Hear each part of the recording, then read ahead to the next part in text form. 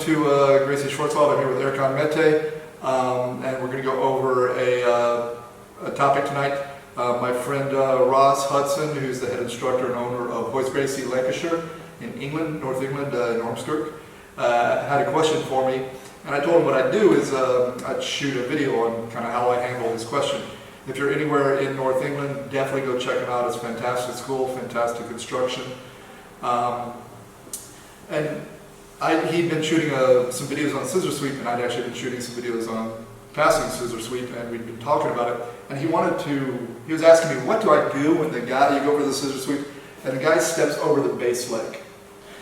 And so what I thought I'd do is just something kind of a little bit of experiment, which is I just kind of brainstorm. Sometimes when we have a problem in jiu-jitsu, we get together and we just kind of work things out, try to figure it out. So rather than like me sit here and think of techniques or look something up, I'm actually just going to kind of go through it and sort of feel what I would do. Because I know I've done things when they've done that. I don't necessarily remember what they are, but I feel like if I go through the position, I can kind of see what we're talking about. And so specifically what he's talking about is, I'm here, I have a hand in the collar. Now, first off, the grips you use for the scissor sweep will dictate what your follow-up actions are. Okay, so traditionally, and the one he's using is a hand in the collar controlling the same sleeve. If you go hand on this side, you have actually different options. Sometimes I'll do this, it's a little crazy, I'll go with this grip, I'll hold here and here. Okay, understand that a sweep is what? I've talked about this. Every sweep is a trip. Yeah. Okay? It's really important to understand every single sweep and actually every single takedown is a trip. And how does a trip operate? Okay. I need to put a block and I need to push him over the block. Now we have actual blocks and then we have invisible blocks, so I'll cover that another time. But so basically my leg is acting like a block. And I have two forces pushing him over. This leg and some sort of pulling motion. Now his hand is free to post, so I actually have to block two areas. I have to block his arm and his leg. Now if you have a problem sweeping, it usually means you've either ignored one of the blocks or you don't have enough force to get him over the block. Okay. Now again, sometimes I may not push him, he may go over the block himself. Sometimes the block is a moving block and it sweeps underneath it. But for now, the scissor sweep is kind of a classic. I put something in the way, I'm blocking, and I push. Okay? So the grip I use doesn't matter as long as this arm is taken care of. If I pull here, doesn't really matter. This, none of those matter, but we'll talk about this right now. So the problem he's having is he opens up, he shrimps out, he brings the leg across, and the guy hops that leg. Now if he hops the whole leg, that's actually not bad at all. Okay? So when I go here, he hops the leg. One of the ones I'm going to keep my knee shield.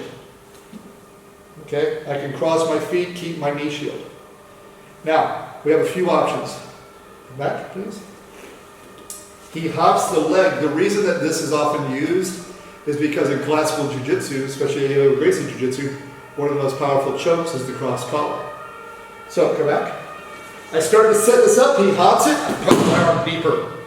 And I kind of force him out. My hand comes to the collar, I take my leg out, I bring him in. Okay. So as he hops the leg, I'll force him out a little bit and punch my arm deeper. This does two things. I want to get his arm off my arm if I can. So as he goes back over, he hops over, I'll kind of post as I do a pull. Now my hand comes, the gi is bunched here, you're not going to get the thumb in, I catch. Now I take my leg out because I need to close the distance. I take the leg out, I pull him close to me. Okay.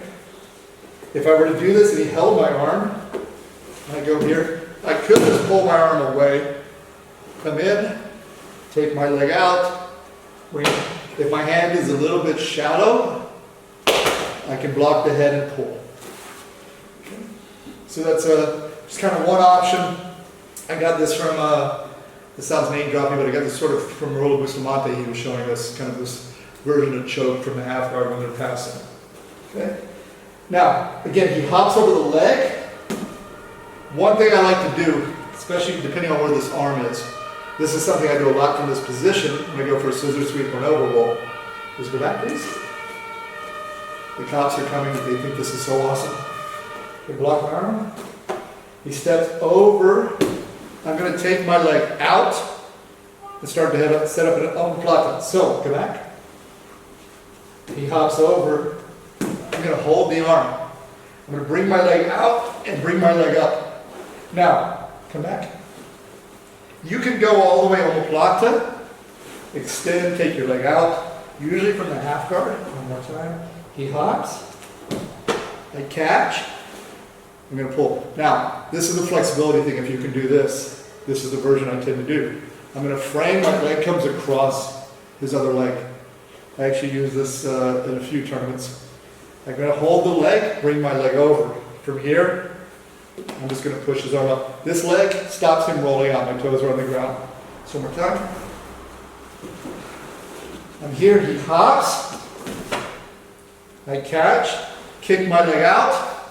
If I'm flexible, I go here. If I'm not flexible, I'll just extend my body away, bring the leg out, start setting up the usual flutter. Okay. Now, come back. He hops the leg over here. One thing, if he starts putting weight, or if I have trouble, look, I'm going to extend my hips away, circle my foot in, sit up, start playing, and I can start hunting. For me, that's almost always the way I'm going to go. I really don't like to play a lot of knee shield stuff. I'm always trying to get a hook in.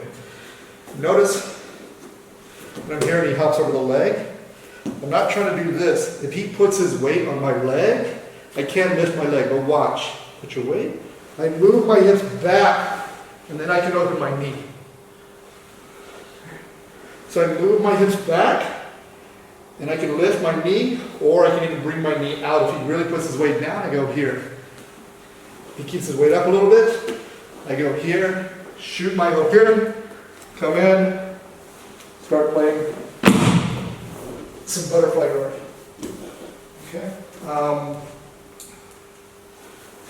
Here's an option from a different grip. This is one reason, for instance, Dave Camarillo likes this grip. You go here, the guy hops the leg. You post, stand and base. So, in classical jiu-jitsu, they're going to go for the cross collar.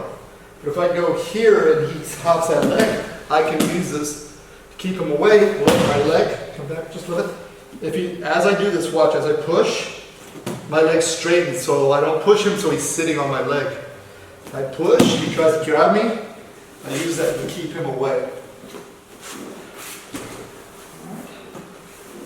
Where you're going to have trouble, for me personally, is when he steps over and keeps that leg down. That's when I'm going to have trouble. Okay. That said, when he goes here, I can take my leg, start bumping him because it's not as bad. Okay, so it almost becomes, he hops, he pins, I can keep this, my leg goes high, and we come here. So it can give me problems in that I can't do a lot of the other things, but I can still hit that kind of sweep. We'll go over one more quick one. This is one I tend to do. I'm just going to see if it works from this position. When people lace the legs. Yeah. So I go here, he hops the leg all the way over, and he brings this leg through and blocks this leg. Now I'm in a lot of trouble. If he puts his weight down now, sprawls, I'm going to walk around, and I'm going to get stuck. Okay? He can do that without hopping the leg, but hopping the leg, he's already part of the way there. So as soon as he does that, my grip rotates. So come back. I go for this, he hops, he places the leg. I need to keep him from putting weight on me. So put your weight on me, I'm keeping this weight. Now look, I hold the arm. I let go here, I hold the arm. I'm going to come up like I'm inverting. My leg comes out, I drag, come out, and we're here. Okay. So he immediately hops and starts lacing the leg. I switch my frame because he wants to put his weight on me. Once he does this escape is gone. So I come here, look, I invert almost. My leg comes out. As I kick, I pull. And now we can start working our back hip. So there's a few others, and like I said, when you get to the, just so you know, again for me, most of the time, he hops that leg, I'm right away going to start playing here because now I have any number of butterfly attacks too, or X-guard attacks. So it can be a problem, but if you think about it as him just kind of entering into a knee shield position or a transition to a half butterfly guard, it shouldn't really be a big problem, but maybe those are some things you can play with. No? Cool. Any questions? Any questions? All right. We'll put the link to his school. Definitely go check it out. And of course, if you're in Germany, anywhere, and you want to come train some good basic jiu-jitsu, some self-defense, come on down and visit us. I'm going to edit all that out. Okay.